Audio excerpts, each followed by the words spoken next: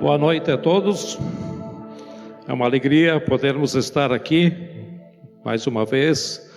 Hoje eu me cuidei para falar boa noite, porque meu hábito é sempre dizer bom dia, porque meu estudo é sempre pela parte da manhã, mas como hoje é à noite, é uma alegria poder estar aqui novamente. É uma alegria com vocês que estão em casa, poder estar conosco nesse momento. Queremos dizer que são bem-vindos e que Deus nos abençoe. Vamos orar? Querido Deus, queremos estar te pedindo que nos abençoe nesta noite, que teu Espírito possa estar falando aos nossos corações sobre esse assunto que vamos tratar, ó Pai. Te pedimos isso a Ti, entendimento e sabedoria, em nome de Jesus. Amém? Hoje eu quero ver com vocês sobre perseverança dos santos, que é uma doutrina da graça. Alguém pode dizer, mas de novo falando sobre a graça, nós podíamos falar sobre a graça o ano todo, porque temos muita coisa para falar, muito mesmo. E é um assunto que eu gosto muito, amo falar sobre esse assunto, porque ele é especial. Na verdade, quando eu conheci a Cristo, eu me submeti a regras, e eu achava que tinha um monte de faz isso, faz aquilo, não deixa de fazer isso, ou tem que fazer aquilo outro. Depois, com o tempo, eu fui descobrir a graça. E quando eu descobri a graça, eu me libertei de um monte de coisa e pude viver um cristianismo autêntico. E então, para mim, é uma alegria trazer isso para todos nós, né? E quero começar dizendo que nós não somos salvos porque perseveramos. Nós perseveramos porque um dia Deus nos salvou. Não é a minha perseverança que vai fazer que eu seja salvo. Você pode perguntar, mas não é a mesma coisa? Não é a mesma coisa. Se eu fosse salvo por eu perseverar, então eu teria participação. Mas é porque eu fui salvo pela graça. Essa graça, ela me capacita a perseverar, crer e continuar crendo na verdade do Evangelho até o fim da vida. Essa é a verdade fundamental, que compreendida da forma correta, nos dá descanso, mas pela falta de compreensão, que isso é muito comum, né? Por isso que eu falei antes que eu quero falar muito sobre a graça, né? Porque às vezes por falta de entendimento, pessoas quando questionam essa verdade, que você foi salvo e perdoado, e isso nunca mais você vai deixar de ser assim. Há dois opostos que contrariam essa verdade. São dois grupos que podemos chamar de liberais e legalistas. Legalismo e libertinos, que estão no meio da igreja, mas não são igreja de Cristo. Na igreja de Cristo não há joio. A igreja de Cristo é composta por cristãos, que é o trigo, a Bíblia se refere ao trigo, né? Porém, onde a igreja se reúne, há várias pessoas que nem todos são igrejas. Aí, tristemente, há também o joio. E essas duas mentiras, os liberais e legalistas, se opõem a isso, né? Por exemplo, os libertinos vão dizer, eu fui salvo pela graça porque não fiz nada para ser salvo. Então, o que tem eu continuar vivendo da mesma forma? A Bíblia é clara em dizer que isso é uma mentira. O próprio Paulo fala em Romanos, né? E diz uma expressão que todos nós conhecemos: como viver para o pecado, nós que morremos para ele, nós vamos continuar pecando? E ele diz, mas de jeito nenhum. Quem está defendendo isso é um libertino. um falso cristão. E aí o segundo grupo, os legalistas, que é o oposto dos outros, os fariseus, os hipócritas, até os judaizantes, dá para dizer, né? Eles defendem que para continuar sendo salvo, depende de quem? Depende de mim. Depende de mim para manter a minha salvação. Os dois grupos são extremos e mentirosos, porque nós somos falhos, mesmo sendo salvos, nós continuamos cometendo os pecados. Dependendo da denominação evangélica, qualquer pecado é motivo para perder a salvação. Quer ver? Anote isso. Tá? Em toda religião que defende isso, aquele que defende comete os pecados que ele diz que levam à perdição. Ele comete aqueles pecados. Só que ele é hipócrita, dizendo que ele não comete. Os mais santos só condenam os pecados mais graves como adultério e homicídio. Por exemplo, o que a gente faz com o rei Davi? Por exemplo, né? Todo mundo conhece o rei Davi.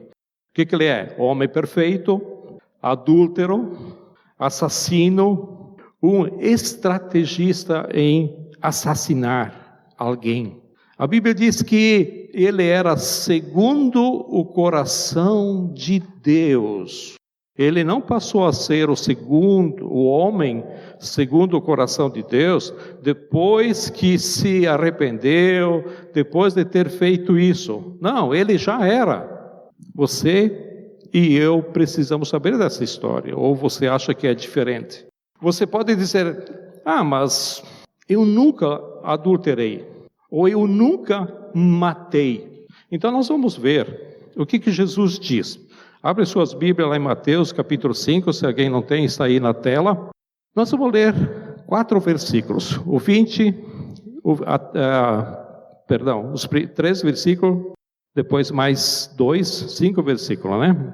Mateus 5, de 20 até 22, depois do 27 a 28. Ele diz assim, do 20: Pois eu lhes digo que se a justiça de vocês não for muito superior à dos fariseus e mestres da lei, de modo nenhum entrarão no reino de Deus. Vocês ouviram o que foi dito aos seus antepassados. Aqui está falando da lei, né? Não matarás, e quem matar estará sujeito a julgamento. Mas eu, Jesus que está aqui falando, né? Mas eu lhes digo que qualquer que se irar é enfurecer, enraivecer, embravecer, irritar, tá? Então qualquer que se irá contra o seu irmão estará sujeito a julgamento. Então aqui a ira contra alguém está na mesma condição ou no mesmo nível de matar alguém. E o versículo continua: também qualquer que disser a seu irmão racá quer dizer seu tolo, será levado ao tribunal. É Jesus quem está dizendo isso. E qualquer que disser louco, corre o risco de ir para o fogo do inferno. Então, a ira e a maledicência, ou seja, se você se irar contra alguém, não importa a situação, você está no mesmo nível de um assassino. Pense na sua vida se isso aconteceu. Uma vez só. Você se irou contra alguém na sua vida uma vez só. Pois é, você é um assassino. Eu e você somos assassinos. Versículo 27 e 28, vocês ouviram o que foi dito, não adulterarás, mas eu lhes digo, qualquer que olhar para uma mulher para desejá-la, já cometeu adultério com ela e com ela no seu coração. Isso serve tanto para homem como para mulher, tá? Ambos, vice-versa, né? Portanto, alguém aqui está fora de ser um assassino ou um adúltero? Se você em Cristo cometeu, já era. Você foi a salvação. Aqui o Senhor está elevando o nível da exigência da lei. Ele começa a falar daqueles que são hipócritas, que dizem, eu nunca cometi adultério. Jesus diz, se a sua justiça não exceder a dos fariseus, que são hipócritas, não vai dar. Porque a sua justiça é farisaica. Porque se não exceder a deles, você está condenado. Então vamos medir a minha justiça, Jesus diz. Tá? Então vamos pela minha justiça. Se você olhar para uma mulher com a intenção ou coração impuro, você é um adúltero. É isso que Jesus está dizendo, é bem claro. Os fariseus exteriormente eram só fachada. Mas Jesus está dizendo, eu vejo lá dentro do seu coração. E aí, acabou para mim, acabou para você também. Jesus diz que desejar no coração, mesmo que ninguém veja, é tão pecado quanto. Eu posso até não ter adulterado fisicamente, mas se eu condenar um arrependido que tenha feito isso, eu vou ser condenado por Deus, porque eu adulterei, não fisicamente. E Jesus aqui, ele é maravilhoso, né? Ele é sensacional, porque ele arrebenta com esses legalistas, esses fariseus, né? Esses hipócritas.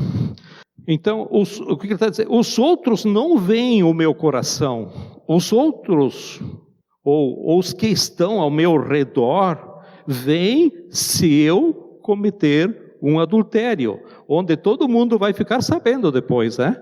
Mas não veem se eu cometer um adultério no meu coração. Mas o justo juiz, que é quem interessa, ele vê. E aí, se os meus e os seus pecados podem me levar a perder a salvação, então pode saber que eu e você vamos perdê-la. A proposta de perder a salvação é assim, depende dos pecados que você cometer. Se pecados fazem com que eu e você percamos a salvação, então podem escrever eu e você, vamos perdê-la. Mas, ainda bem, não é isso que a Bíblia diz. Não é isso que a Bíblia diz. E como o Senhor nos deu uma mente, então nós devemos pensar, nós devemos usar, nós devemos estudar, tá? E não com base em nossas opiniões, mas com base no que a Bíblia diz. A única base que nós temos é a palavra de Deus. E vejam bem, antes do homem escolher livremente de pecar contra Deus, Adão e Eva, não tinham nenhum pecado. Nenhum. Eles eram perfeitos. Eles podiam obedecer a Deus livremente, mas eles livremente e tristemente, eles escolheram desobedecer a Deus. Então, depois de Adão e Eva e dos seus filhos, e dos seus filhos e dos filhos dos seus filhos, até chegar a nós, não existe mais a possibilidade de obedecer a Deus. E ninguém mais vai buscar a Deus, ninguém mais nasce desejando a Deus. Por quê? Porque agora a humanidade nasce morta. Nós nascemos mortos. Vocês já ouviram falar desse versículo em Efésios capítulo 2, versículo 1? Vocês estavam o quê? Vivos? Vocês está falando para cristãos aí, mas está falando como os cristãos estavam antes, no passado. Vocês estavam mortos em suas transgressões, em seus pecados. Eu estou me referindo mortos espiritualmente, porque a nossa relação com Deus é espiritual. Então, conforme Efésios 2:1, nós estamos mortos nos delitos ou transgressões e pecados, todos nós, mortos espiritualmente. E, pelo que me consta, morto é morto, né? Ele não fala, ele não responde, né? Por isso que ele está lá no cemitério. A raça humana nasce morta em pecado, e se a salvação é dada por Deus, e Deus por sua graça nos dá uma vida estava morto. Eu estava morto e recebi vida. Como posso perder a vida que não fiz nada para ganhar? Assim é o processo da salvação. Cristo, Ele não veio para dar uma chance para os mortos. Por quê? Mortos não escolhem, mortos não aceitam, mortos não creem, mortos não têm fé, mortos não ouvem, mortos não se arrependem, mortos são mortos.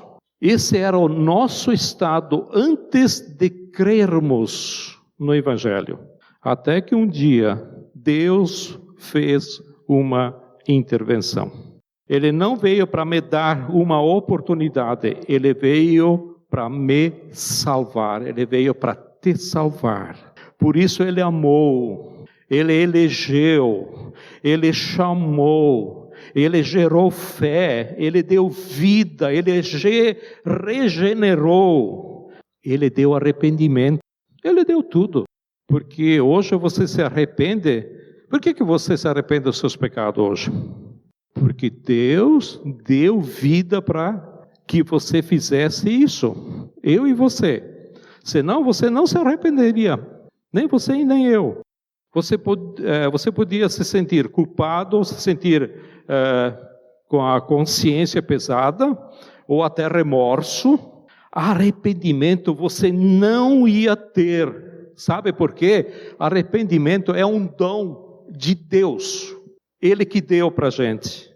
Todas essas expressões, dar a vida, gerar fé, nascer de novo, eleger, tudo isso é ação de Deus.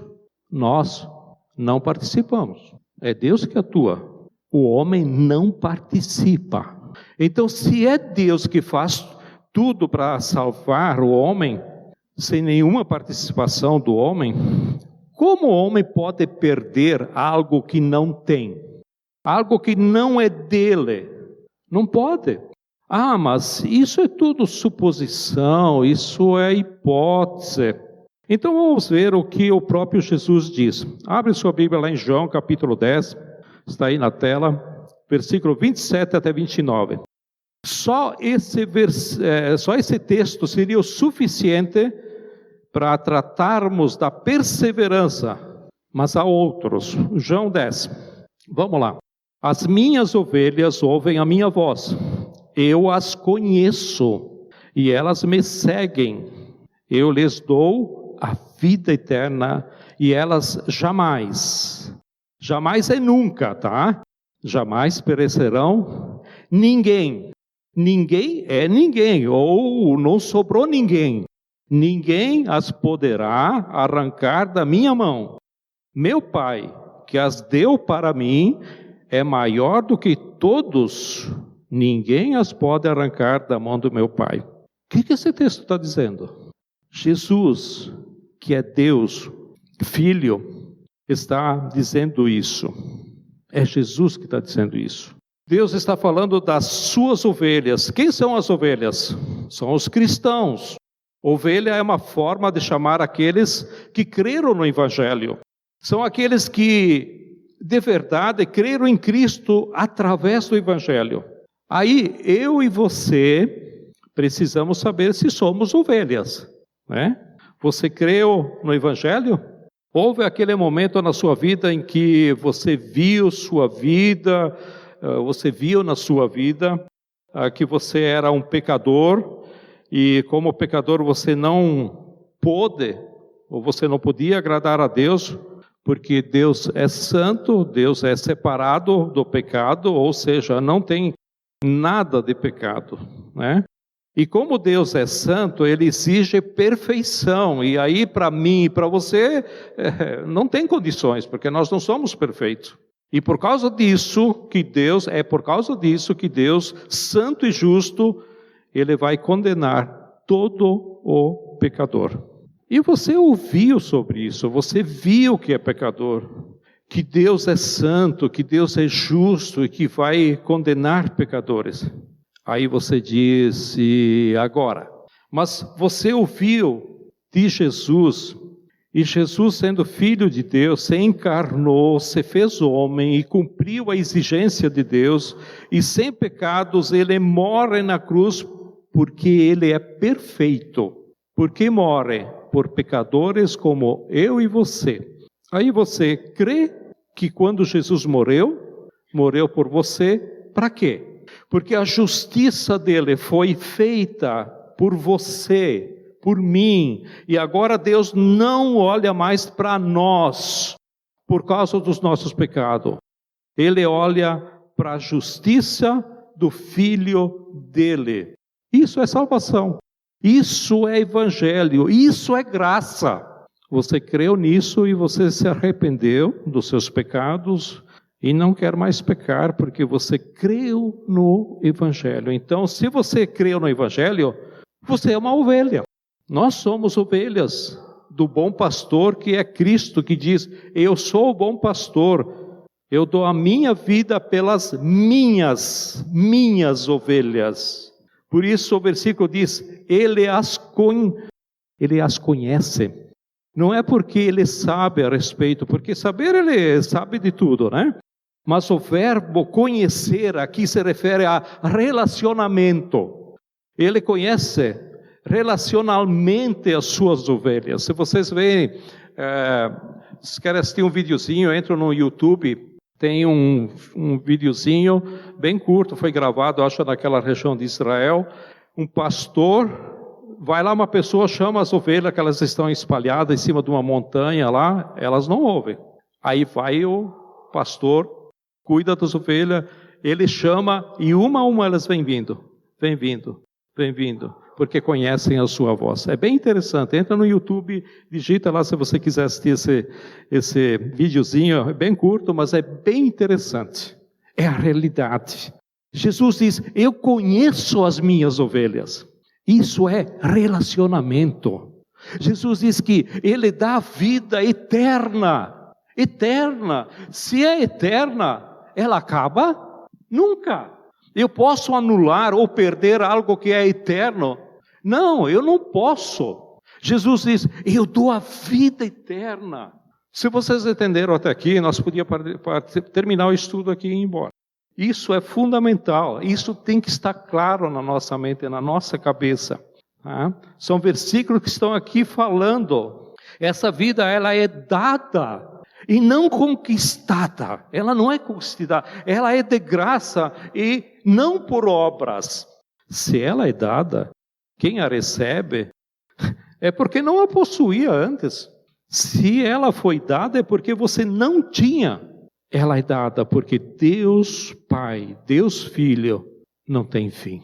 E como se não bastasse, ele enfatiza aí no versículo: eu dei e ninguém atira de mim. Ninguém tira das minhas mãos. Alguém pode tirar das mãos de Deus? Não. Isso ele está dizendo: as minhas ovelhas jamais vão ser condenadas. Por quê? Porque ninguém pode arrancar das mãos do meu Pai. Então, como é que se perde? Não se perde, é impossível. É a palavra de Deus que está dizendo isso.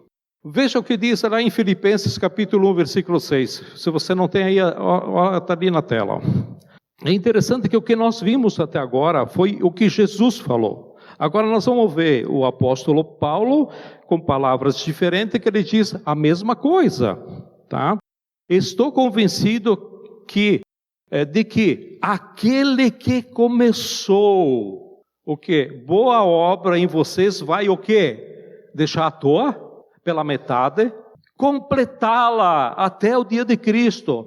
O que Paulo está dizendo aqui aos cristãos de Filipos, e hoje está falando para nós, para a aliança aqui de Bento Gonçalves, para você que está assistindo ali nos assistindo pela internet, está falando para você. Ele está dizendo: quem que dá a vida eterna é o Senhor. Quem começa algo é Ele, porque morto não começa nada. Foi Jesus que começou. Paulo está dizendo a mesma coisa que Jesus, que se ele começou, pode ter certeza que ele vai terminar. Não está escrito que ele começou e você vai completá-la, a obra. Ou você e eu podemos completar. Está escrito isso? Não. Ele vai completar. Mesmo nós sendo pecadores, mesmo diante das nossas derrotas, ele vai terminar. Ele vai terminar. É promessa, está aí. O que é que ele começou em nós? A boa obra, a generação, a justificação, o novo nascimento, a transformação da nossa vida.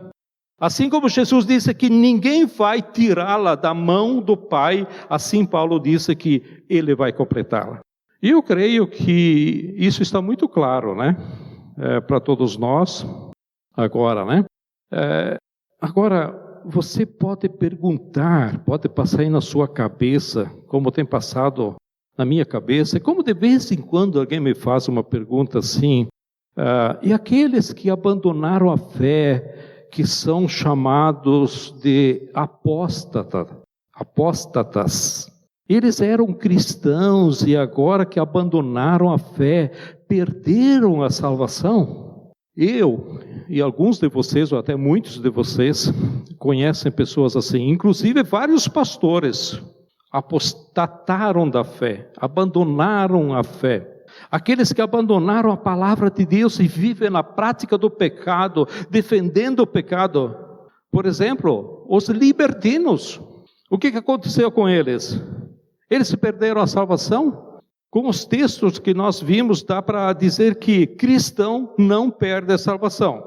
Qual é o raciocínio com esses que um dia simplesmente abandonaram, né? Pessoas que nós conhecemos, e alguns até ensinaram a gente, alguns até que ensinaram a mim, talvez alguns você conheça que ensinaram a você, hoje abandonaram a fé.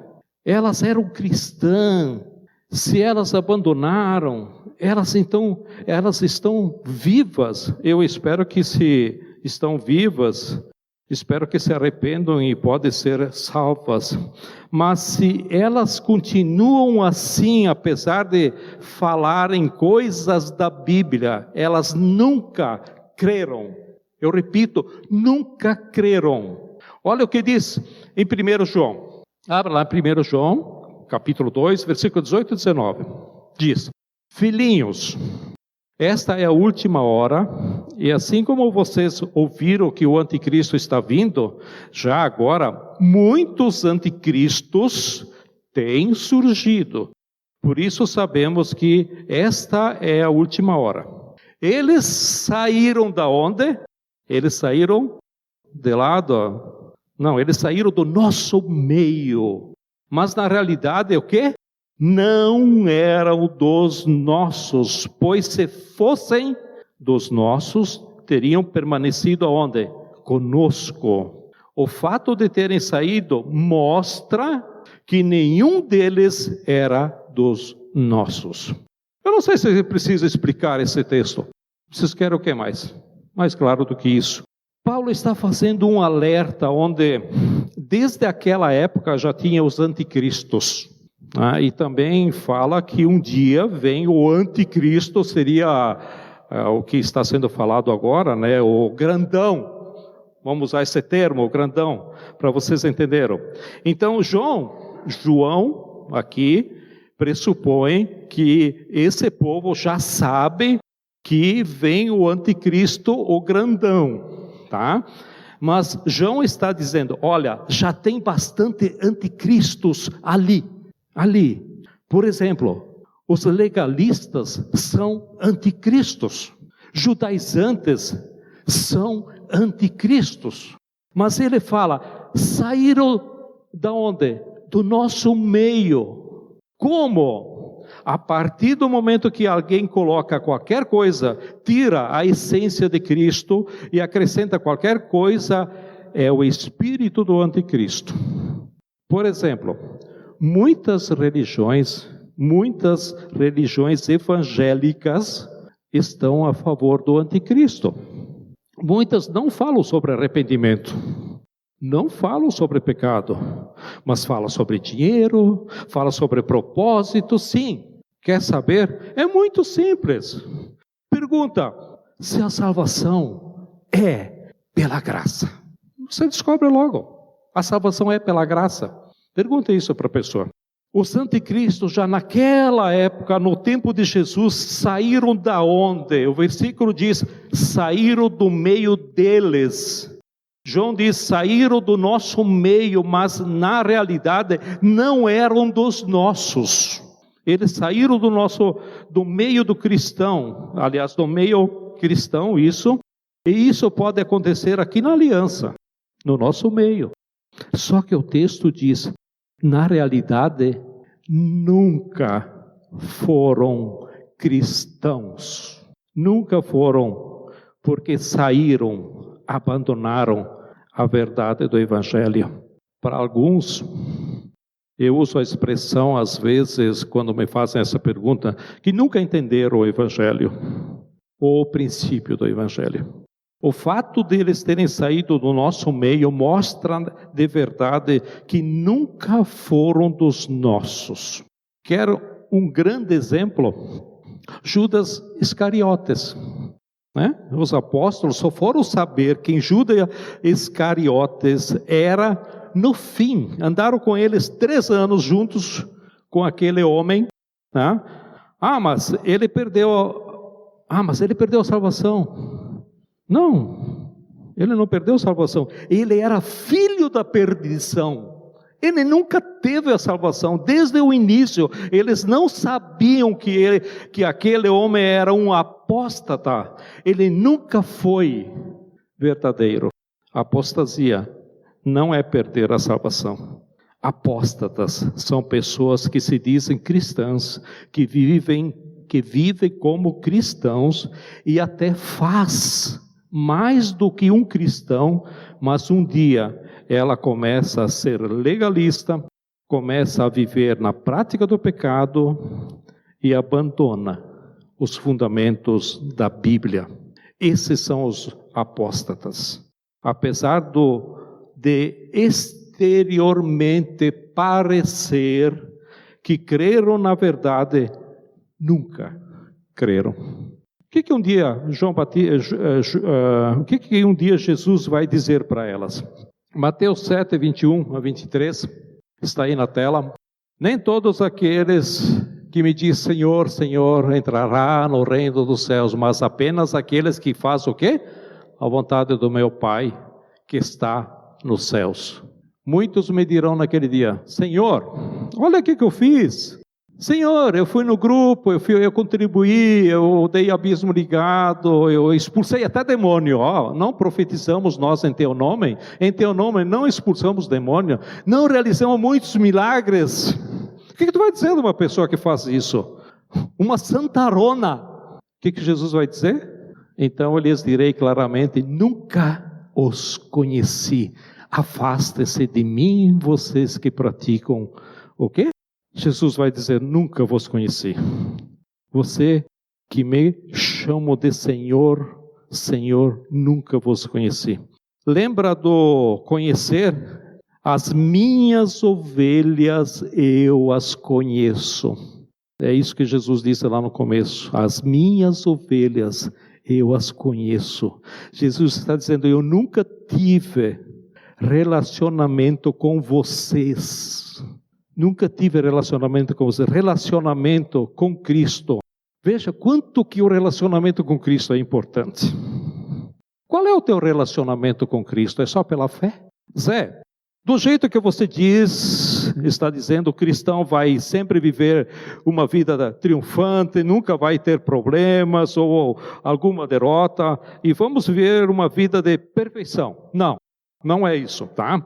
As lutas vêm de várias formas, às vezes desanimamos, às vezes perdemos as esperanças e nos entristecemos. Vocês viram há poucos dias o testemunho do Michel e a Mirella, aqui por exemplo, que nós temos lutas, e isso acontece com todo cristão, mas aqueles que creem e perseveram, clamam por misericórdia, pedem perdão e seguem de novo. Por quê? Porque a salvação não depende de nós, não depende do meu desempenho. E quando alguém diz que se perde, está dizendo, mantenha a sua salvação, porque ela depende do seu desempenho. Deus é o mesmo, ou seja, se Ele deu, Ele não tira. Perseverar na fé em Jesus não é sinônimo de impecabilidade. Eu nunca vou pecar. E muito menos de perfeição. Todos que pela graça e poder de Deus perseveram, só perseveram pela graça e pelo poder de Deus. Não somos impecáveis, nós erramos, nós pecamos. Quando pecamos, temos que se arrepender, lutar contra o pecado, sim. Às vezes erramos mais uma vez e nos entristecemos. O arrependimento é a evidência, é a prova da perseverança. Mas o poder da perseverança vem de Deus. Os cristãos foram e são amados, eleitos por Deus pela sua graça. E a Bíblia diz que Deus não muda. E como Deus não muda, a sua escolha também Ele não muda. A sua e a minha escolha aconteceu quando? Você faz ideia quando aconteceu a nossa escolha? Quando os foram eleitos antes de existir tudo. Apocalipse 17, 8. Olha o que diz aí. Ó. É meio simbólico aqui, mas dá para entender. A besta que você viu era e já não é. Ela está para subir do abismo e caminha para a perdição. Os habitantes da terra, cujos nomes não estão escritos no livro da vida. Quando isso aconteceu? Desde a criação do mundo. Ficarão admirados, os que não têm os nomes escritos no livro da vida, ficarão admirados quando virem a besta, porque ela era, agora não é, e entretanto virá. Aqui está a visão de João sobre o que irá acontecer. E João recebe esta visão direto de Jesus. João é levado em espírito por Jesus no futuro, no céu, e está mostrando o que iria acontecer.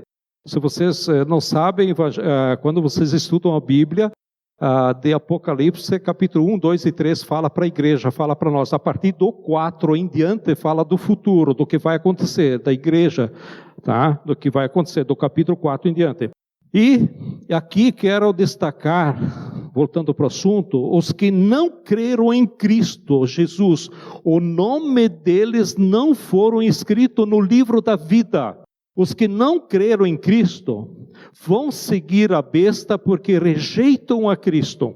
Isso é porque querem e amam os seus pecados e vão ser condenados por isso.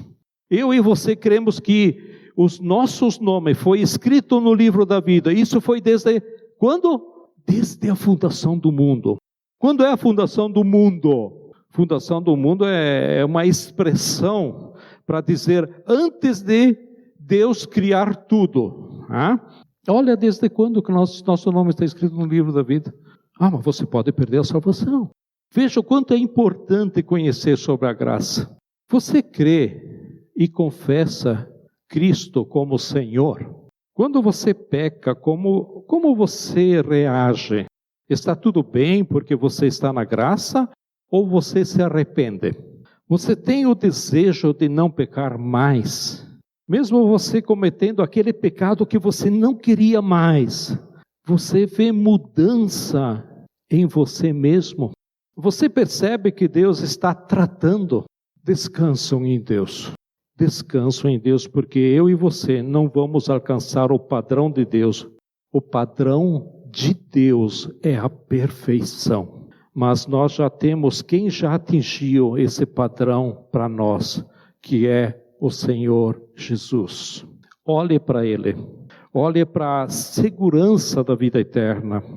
De que Ele começou e Ele vai terminar. De que ninguém pode tirar você e eu das mãos dEle. Agora é verdade que a Bíblia diz que devemos buscar o Senhor. Então busque o Senhor. Busque o Senhor. Quando a gente ouve essas verdades, nos dá segurança. Mas diga, Senhor, eu quero conhecer mais de Ti. Senhor, quero conhecer mais do Senhor. Busca o Senhor, busca a vitória sobre o pecado. Peça ao Senhor para te capacitar em perseverar e que Ele te dê descanso. Descanso. Você que creu no Evangelho, quero deixar para você gravar em seu coração algo que é muito importante, que é esse versículo aqui, ó. Grava isso aqui, Romanos 8:1, tá? Portanto, agora já não há condenação para os que estão em Cristo Jesus. Às vezes nós não damos nem crédito, porque é um versículo meio curto, meio conhecido, tal. Olha o significado disso aqui. Portanto, agora já não há condenação para os que estão em Cristo Jesus. Querido Deus, nós queremos te louvar e te agradecer porque tua obra é perfeita, porque tu tens nos resgatado do pecado. Jesus, obrigado pela tua graça, pela tua bondade. Nós precisamos entender isso, viver isso. E nós precisamos ter um relacionamento contigo diário. Ter uma comunhão contigo onde que nós sentimos que o Senhor nos conhece, que nós somos as tuas ovelhas e que o Senhor nos dá descanso. O Senhor faça isso em nossas vidas, na vida das pessoas que estão nos assistindo agora pela internet. Senhor, abençoa essas pessoas também, aquelas que não puderam vir hoje também, esteja com elas, ó Pai. Te pedimos isso e te agradecemos em nome de Jesus. Amém?